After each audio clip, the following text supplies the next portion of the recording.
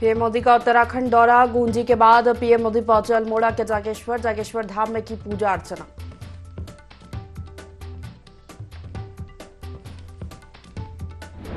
PM Modi ने पहने उत्तराखंड के परंपरागत कपड़े। सीएम पुष्कर सिंह धामी के साथ किए पार्वती कुंड और ओम पर्वत के दर्शन। बच्चों से मिले पीएम।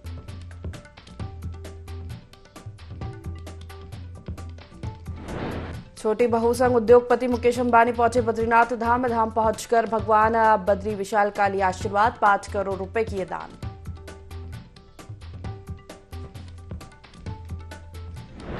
अध्यात्म के रंग में रंगे पूर्व क्रिकेटर सुरेश रैना। सिद्धपीठ श्री दक्षिण काली मंदिर की विशेष पूजा अर्चना की। हरिद्वार में मां गंगा की आरती की।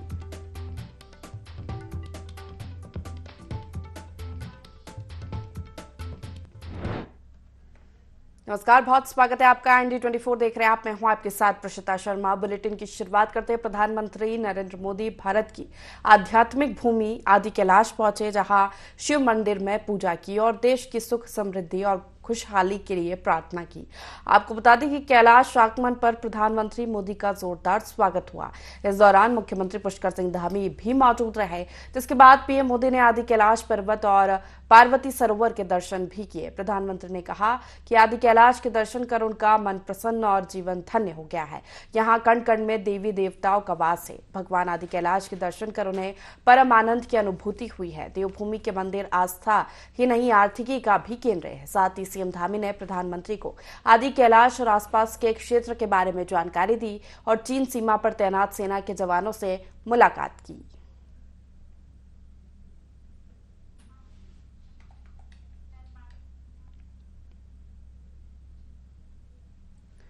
रिलायंस इंडस्ट्रीज लिमिटेड के प्रमुख और देश के प्रसिद्ध उद्योगपति मुकेश अंबानी ने बद्रीनाथ धाम की यात्रा की और भगवान बद्री विशाल के दर्शन किए। वे बद्रीनाथ मंदिर में विशेष पूजा अर्चना भी की। इस अवसर पर उन्होंने श्री बद्रीनाथ केदारनाथ मंदिर समिति को 5 करोड़ रुपए की धनराशि दान की। उन्होंने चेक के माध्यम से धनराशि BKTC के अध्यक्ष अजिंदर अजय को सौंपी।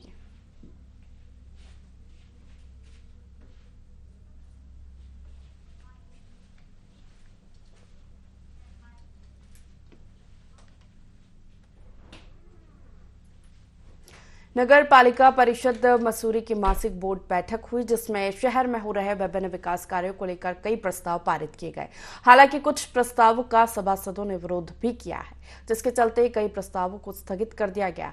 वहीं बोर्ड बैठक में माल रोड स्थित क्लिनिक को तोड़ने का मुद्दा भी छाया रहा, जिस पर कुछ सभासद धरने पर भी बैठ गए, लेकिन जनहित को देखते हुए इसे स्वीकृत कर लिया गया।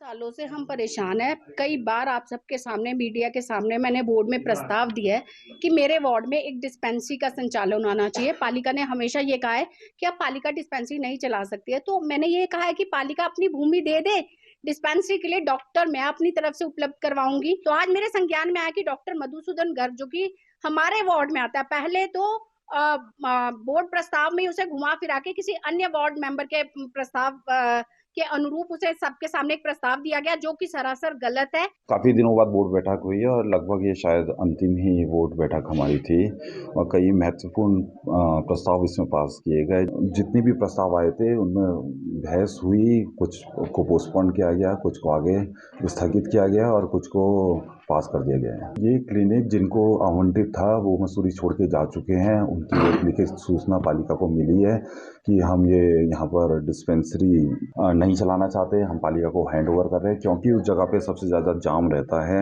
बोर्ड ने ये निर्णय लिया है कि उस क्लिनिक को वहाँ से हटाया जाएगा, ताकि जो वहाँ पर बॉटल नेक है उसको वहाँ से हटाया जा सके। विरोध करने वालों का निजी स्वार्थ। देहरादून में नगर पालिका चुनाव का मुद्दा हाईकोर्ट पहुंच चुका है। हाईकोर्ट ने सरकार और चुनाव आयोग से चुनाव न करवाने के पीछे का कारण तलब किया है। सरकार और चुनाव आयोग को 2 हफ्तों में हाईकोर्ट में जवाब पेश करना है। चुनाव के मुद्दे पर कांग्रेस पार्टी ने सरकार पर चुनाव टालने का आरोप लगाया है। कांग्रेस पार्टी के नगर निकाय चुनाव प्रभारी वीरेंद्र पोखरियाल के अनुसार सरकार की मंशा है कि नगर पालिका के चुनाव न करवाए जाए। पोखरियाल ने आगे कहा कि एक जनहित याचिका में हाईकोर्ट ने सरकार से जवाब मांगा है, जिसका जवाब सरकार को नवंबर में दाखिल करना है। चुनाव की प्रक्रिया 6 महीने पहले शुरू हो जानी चाहिए थी, लेकिन अब तक ऐसा नहीं हुआ है।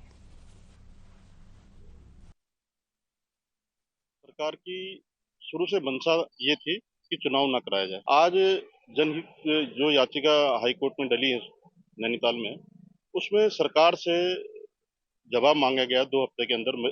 सरकार की मंशा जो है वो चुनाव ना कराने की, क्योंकि चुनाव की जो प्रक्रिया है, सुप्रीम कोर्ट ने भी इस बात को बोला है, चुनाव की जो प्रक्रिया है वो 6 महीने पहले शुरू हो जानी चाहिए। और सरकार, मुख्यमंत्री के तमाम बयान आते थे कि चुनाव समय पे होंगे, चुनाव समय पे, जबकि धरातल पर कुछ नहीं है। अभी वोटर लिस्ट भी जारी नहीं हुआ, अधिसूचना जारी नहीं हुई। ये कैसे संभव हो सकेगा कि 1 महीने के अंदर नगर निगम के चुनाव हो पाएंगे?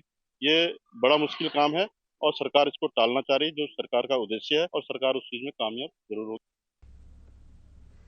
सितारगंज में कांग्रेसी कार्यकर्ताओं ने उपजिलाधिकारी के माध्यम से राज्यपाल को जनहित के मुद्दों के संबंध में ज्ञापन भेजा है।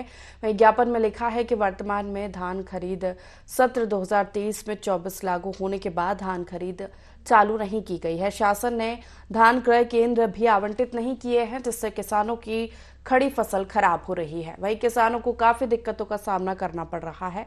वहीं ज्ञापन भेजकर कांग्रेसी कार्यकर्ताओं ने धान खरीद के लिए क्रय केंद्र पर निर्धारित कांटे सुचारू रूप से तोल कराने की मांग की है।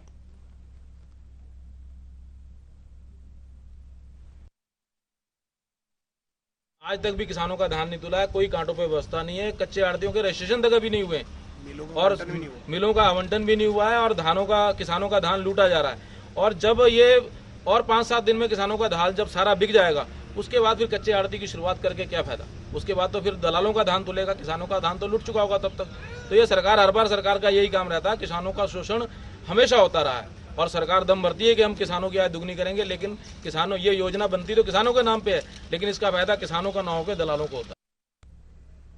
हरिद्वार के बहादुराबाद विकासखंड में क्षेत्र पंचायत की बैठक संपन्न हुई। बैठक में विभिन्न विभागों के अधिकारी और जनप्रतिनिधि मौजूद रहे। बैठक में सभी विभागों के अधिकारियों ने अपने अपने विभाग की जानकारियां ग्राम प्रधान और क्षेत्र पंचायत सदस्यों को दी। इस मौके पर परियोजना अधिकारी कैलाश नाथ तिवारी ने कहा कि सभी अधिकारियों को तालमेल बनाकर सहयोग करने के निर्देश दिए। वहीं जो अधिकारी या कर्मचारी बैठक में मौजूद नहीं रहे, उनके खिलाफ भी कार्रवाई की जाएगी।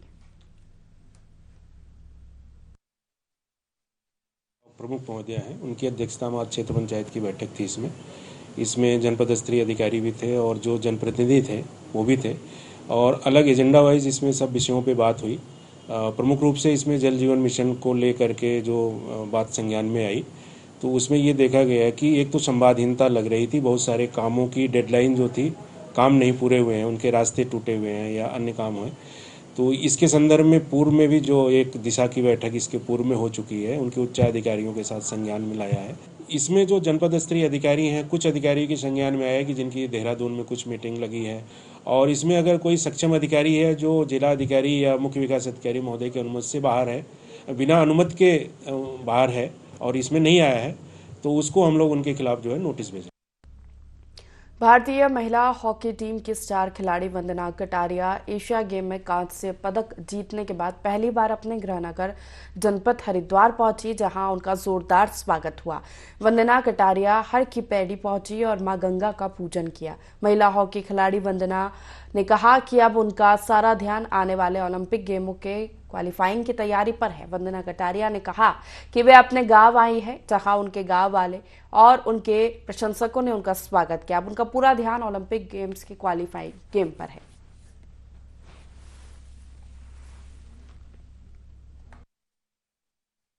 लग रहा है और सबसे बड़ी बात है कि हरिद्वार और जो हमारा गांव है उसके जो लोग हैं बहुत ज़्यादा प्यार देते हैं, चाहे हारे या जीते। तो बहुत अच्छा लग रहा है यहाँ पे आने के बाद में। तो सबको मैं दिल से थैंक यू कहना चाहती हूँ। एक्चुअली जीतना तो गोल्ड था, तो कहीं ना कहीं हम लोग थोड़ा पीछे रह गए हैं अभी, पर हमारा हार्डवर्क है जो एज ए टीम हम लोग खेलने का है। तो वो आने वाले टूर्नामेंट में हमारे जो ओलंपिक क्वालिफाई है, तो उसके लिए हम लोग पूरा तैयारी करेंगे अच्छे से। जो भी कमी रही है नेक्स्ट में लेंगे। ये अभी हमारे लिए, हमारे देश के लिए, और ये ब्रॉन्ज मेडल अभी हम लोग लेंगे। भविष्य के लिए यही है कि हमें आने वाला टूर्नामेंट है जो उसमें हमें ओलंपिक के लिए क्वालिफाई करना और ओलंपिक में गोल्ड लाना हमारा। उधम सिंह नगर ने जिलाधिकारी उदयराज सिंह ने खटीमा के मंडी कार्यालय में धान खरीदी के बारे में जानकारी ली। उन्होंने अधिकारियों को धान खरीदी को लेकर आवश्यक दिशा निर्देश भी दिए। जिलाधिकारी ने कहा कि किसान हमारे लिए सर्वोपरि है, इसलिए सभी का ध्यान रखा जाए और किसानों को निर्धारित मूल्य से कम मूल्य पर धान नहीं बेचना पड़े। जिलाधिकारी ने कहा कि किसानों को उनके उत्पाद का उचित मूल्य दिलाना हमारी जिम्मेदारी है। जिलाधिकारी ने मंडी समिति सचिव को निर्देशित करते हुए कहा। जिलाधिकारी ने मीडिया को जानकारी देते हुए बताया कि हमारे अधिकारी जल्द ही इस राइस मिलर्स के साथ बात करके कच्चे माल खरीद केंद्र शुरू कर देंगे। प्राथमिकता है कि किसान का धान वाजिब मूल्य पर, जो समर्थन मूल्य है उस पर बिके। फिर हम अपने अधिकारियों के साथ समीक्षा करके ये लगभग आइडिया हो गई है कि 14 लोगों ने, हथियों ने खटीमा में रजिस्ट्रेशन करा लिया है, उनको कोड आवंटित हो गए। 12-14 लोगों का और एप्लीकेशन आ गया है, कल तक हो जाएगा। तो 30-35 अगर हथिये खटीमा में आ जाएंगे तो निश्चित ही जो किसानों का सीधे धान लेते हैं उसमें उन किसानों को राहत मिल जाएगी जिनके धान में मास्टर वगैरह। कुछ क्रय केंद्र हैं तो उनको हम लोग मॉनिटर कर रहे हैं कि अगले 2 दिन में सारे क्रय केंद्र हमारे जो सरकारी हैं वो राज्य आंदोलनकारियों के आरक्षण देने के मामले को लेकर गठित प्रवर समिति की विधानसभा में बैठक हुई। इस बैठक में भाजपा विधायक मुन्ना सिंह चौहान, उमेश शर्मा, विनोद चमोली के साथ ही कांग्रेस पार्टी के भुवन कापड़ी और बसपा के विधायक मोहम्मद शहजाद मौजूद रहे। बैठक में राज्य आंदोलनकारियों के सरकारी नौकरी में आरक्षण को लेकर चर्चा की गई। संसदीय कार्य मंत्री प्रेमचंद अग्रवाल ने कहा कि एक और बैठक में पूरा ड्राफ्ट तैयार कर लिया जाएगा। अगली बैठक में कुछ और पहलुओं पर मंथन किया जाएगा। बता दें कि प्रवर समिति के कार्यकाल को 1 महीने के लिए बढ़ाया गया है।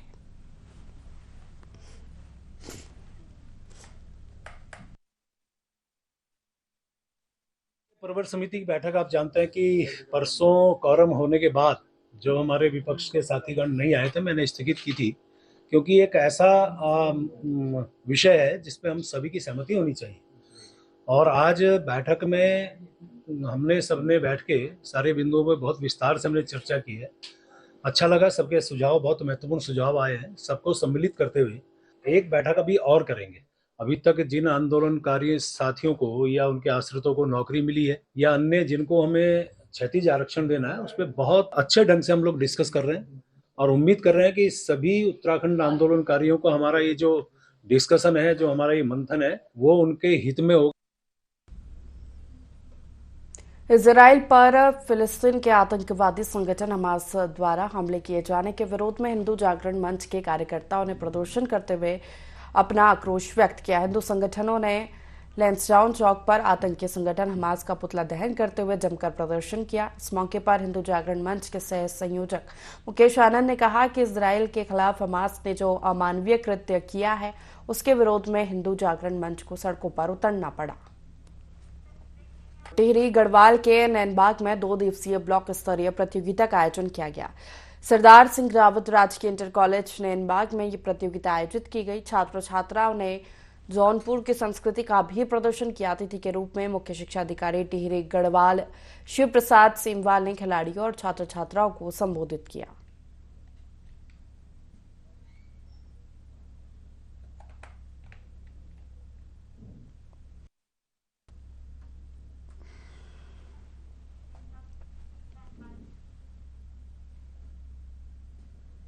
हरिद्वार में हुए बड़े रियल एस्टेट घोटाले की जांच अब एसआईटी करेगी। एसएसपी प्रेमचंद्र सिंह डोभाल ने एसपी क्राइम राज अजय कुंभार के नेतृत्व में 11 सदस्यीय एसआईटी का गठन कर दिया है। पुलिस के अनुसार हरिद्वार के कई इलाकों में लोगों को सस्ते और अच्छे प्लॉट बेचने का सपना दिखाकर ऑक्टागन बिल्डर नाम की कंपनी ने करोड़ों रुपए का घोटाला किया था। मामले में मुख्य आरोपी और उसकी महिला सहयोगी को गिरफ्तार किया जा चुका है। इन दोनों पर 50 से ज्यादा मुकदमे दर्ज है। घोटालेबाजों पर कार्रवाई होने के बाद पुलिस अन्य पीड़ित भी पुलिस के पास शिकायत लेकर पहुंच रहे हैं, जिसको देखते हुए मामले की जांच एसआईटी को सौंप दी गई है। 650 बीघा जमीन पर हुआ घोटाला सैकड़ों करोड़ रुपए का बताया जा रहा है। आने वाले समय में इस रियल एस्टेट घोटाले में कई बड़े नाम सामने आ सकते हैं।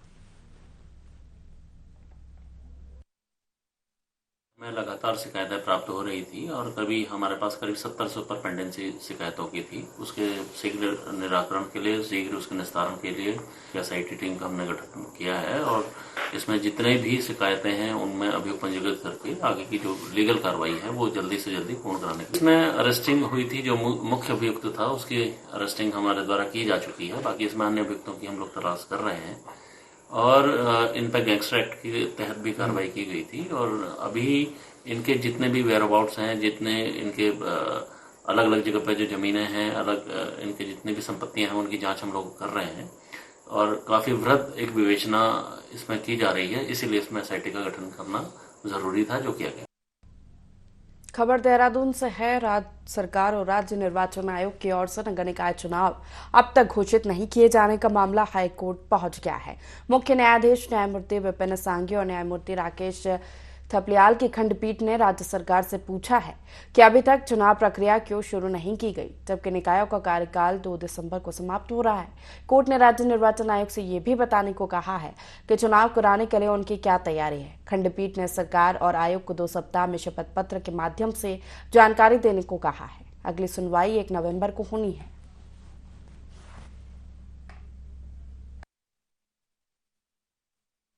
संज्ञान में और अभी कुछ दिन पहले तमाम नगर निगम और नगर पालिकाओं में जो हमने जो समिति बनाई है जातिगत सीटों के चीज़ों को लेकर के, वो समितियां नगर निगम कोटद्वार में भी गई, नगर निगम ऋषिकेश में भी गई हैं। सभी जगह OBC का निर्धारण हो, जातिगत चीज़ें सीटों का निर्धारण हो, इसके लिए काम चल रहा है और निश्चित रूप से सरकार के संज्ञान में सारी चीज़ें हैं। आने वाले समय पर इसकी भी सही समय पर सही कदम उठाए जाएंगे। आने वाले समय पर नगर निगम के चुनाव को लेकर के सरकार और भारतीय जनता पार्टी की तैयारियां हैं। निश्चित रूप से समय आने पर माननीय मुख्यमंत्री जी और सरकार इस पर निर्णय लेंगे। हरिद्वार में BHEL के रानीपुर स्थित लगभग 2.5 हेक्टेयर जमीन को ट्रांसफर करने के मामले में हंगामा खड़ा हो गया है। टिहरी डैम परियोजना में विस्थापित लोगों को राजधानी दून और हरिद्वार के कई इलाकों में बसाया गया। ये प्रक्रिया सालों से चली आ रही है। मामले में कई जगह THDC को टिहरी विस्थापितों को बचाने के लिए जमीनों का आवंटन अभी भी होना है। इसमें से हरिद्वार में BHEL की भी लगभग 2.5 हेक्टेयर जमीन को THDC को स्थानांतरित करने के लिए पूर्व में DM टिहरी और DM हरिद्वार के बीच सहमति बनी थी। मामले में हो रही देरी पर हाईकोर्ट ने भी चिंता जाहिर की थी। BHEL के कर्मचारियों का कहना है कि जमीन स्थानांतरित करने की आड़ में BHEL की जमीनों पर कब्जा हो रहा है और भूमाफियाओं की जिला प्रशासन मदद कर रहा है। कई सालों से 30 एकड़ भूमि वापस लेने की मांग कर रहा था और इसने उल्टा THDC ने यहाँ पर एक ऑर्डर निकालकर इस जमीन पर अवैध कब्जा 8.6 एकड़ जमीन को कब्जाने का काम कर रहा है और यहाँ का प्रशासन और पुलिस प्रशासन, जिला प्रशासन उनके साथ खड़ा हुआ है। हमारा ये जो हमारी BHEL की जमीन पर कब्जा हो रहा है, अगर जिला प्रशासन और सरकार ने इसमें बहुत से अधिकारी इन्वॉल्व हैं, जो इसमें करोड़ों का खेल है, उसके अंदर कुछ अधिकारी और कुछ भू माफिया इसमें शामिल हैं। अगर इसमें जांच होगी तो उसमें दूध का दूध पानी हो जाएगा और BHEL की जमीन वापस होगी। अगर BHEL की जमीन वापस ना हुई तो हम हर स्तर पर BHEL कर्मचारी आर पार की लड़ाई के मूड में है, चाहे हमें प्रशासन से लड़ना पड़े, पुलिस से लड़ना पड़े, सरकार से लड़ना पड़े, हर स्तर पर लड़ाई। वैकुंठ नगरी बद्रीनाथ धाम में बदले मौसम के मिजाज के चलते ठंड और ठिठुरन बढ़ गई है। बावजूद इसके श्रद्धालुओं की आमद बढ़ती जा रही है। इस बीच धाम में VVIP अतिथियों के आने का सिलसिला भी जारी है। नेपाल के विदेश एवं वित्त मंत्री रह चुके पशुपति शमशेर जंग बहादुर राणा ने भगवान बद्री विशाल के दर्शन किए। BKTC उपाध्यक्ष किशोर सिंह पवार ने उनका स्वागत किया। नेपाल के पूर्व मंत्री के साथ पत्नी रानी उषा राजे सिंधिया एवं पूर्व पुत्री उर्वशी राजे तथा लक्ष्मी देवयानी राणा भी बद्रीनाथ पहुंचे। इस अवसर पर प्रभारी अधिकारी अनिल ध्यानी, सहायक अभियंता गिरीश देवली, मंदिर अधिकारी मौजूद रहे।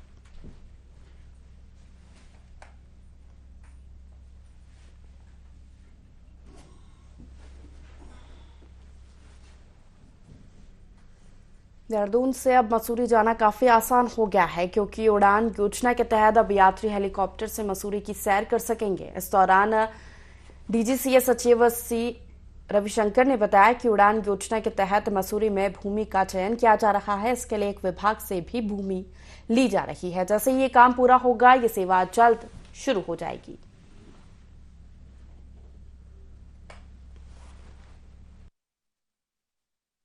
सहस्त्रधारा हेलीपैड से मसूरी तक जो है एक उड़ान योजना के तहत जो है एक सेवा शुरू होने जा रहा है।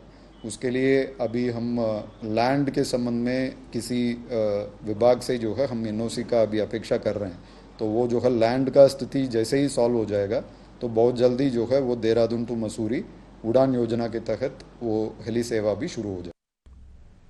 उत्तराखंड की धामी सरकार भले ही स्वास्थ्य सुविधाओं को लेकर बड़ी बड़ी बातें कर रही है, लेकिन कर्णप्रयाग में स्वास्थ्य विभाग के खिलाफ हो रहे प्रदर्शन ने प्रदेश सरकार के दावों की पोल खोल दी है। उप जिला अस्पताल कर्णप्रयाग के डॉक्टरों पर लापरवाही का आरोप लगाते हुए लोगों ने एसडीएम के माध्यम से मुख्यमंत्री को ज्ञापन भेजा। दरअसल बीते दिनों उप जिला अस्पताल कर्णप्रयाग में डेंगू से हुई एक युवती की मौत का मामला अभी शांत नहीं हुआ था कि बीते दिन एक महिला के उपचार के बाद मौत हो गई, जिससे गुस्साए लोगों ने कर्णप्रयाग तहसील में जाकर प्रदेश सरकार और स्वास्थ्य विभाग के खिलाफ जमकर प्रदर्शन किया और मांग की कि दोनों मौतों की उच्च स्तरीय जांच कर रिपोर्ट को सार्वजनिक किया जाए और दोषियों के खिलाफ कार्रवाई की जाए।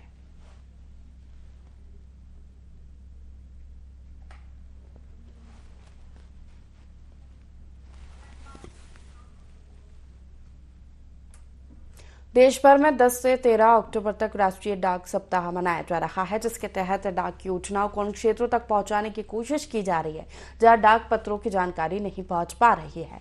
साथ ही उत्तराखंड के ग्रामीण क्षेत्रों डाक प्रदर्शनी, पत्र लेखन समेत कई प्रतियोगिताओं का आयोजन भी किया जाएगा। डाक सेवा डायरेक्टर अनुसुया प्रसाद ने कहा कि प्रदेश में डाक विभाग ग्रामीण क्षेत्रों में चौपाल कार्यक्रम भी आयोजित करेगा, जिससे गाँव और शहर में वित्तीय समावेश को बढ़ाया जा सकेगा। उन्होंने बताया कि हाल ही में डाक विभाग ने नगर निगम क्षेत्र में नए डाक घर स्थापित किए हैं, जबकि 18 अलग अलग जगह पर डाकघर निर्यात केंद्र भी खोले गए। इन केंद्रों में विदेशी 5000 पार्सल बुक कर दिए गए हैं, जिनसे डाक विभाग को 50 लाख का बिजनेस भी मिल चुका है।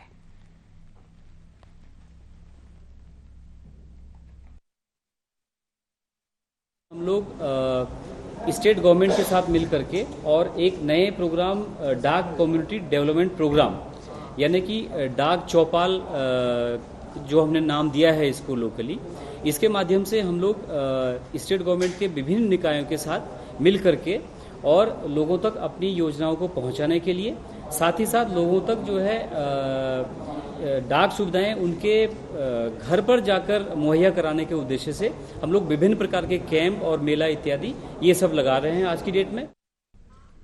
उत्तरकाशी में स्वर्णकार संघ ने बाहरी राज्य के स्वर्णकार व्यापारियों पर संदेह करते हुए विरोध जताया है। संघ से जुड़े लोगों ने बताया कि पिछले कुछ सालों में बड़ी संख्या में अन्य प्रदेश के स्वर्ण व्यापारी यहां बड़े तेजी से अपना व्यापार फैला रहे हैं। ये कौन है और कहां से आया इसका किसी को पता नहीं, जिससे यहां के लोगों के साथ कभी भी बड़ी धोखाधड़ी हो सकती है। फिलहाल स्वर्णकार संघ ने पुलिस से कार्रवाई की मांग की है।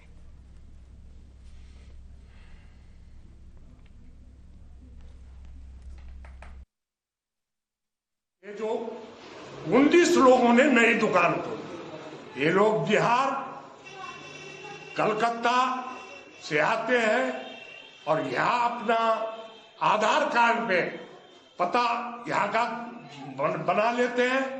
जब पुलिस प्रशासन इनके पास जाती है तो कहते हैं कि हम तो स्थानीय हैं।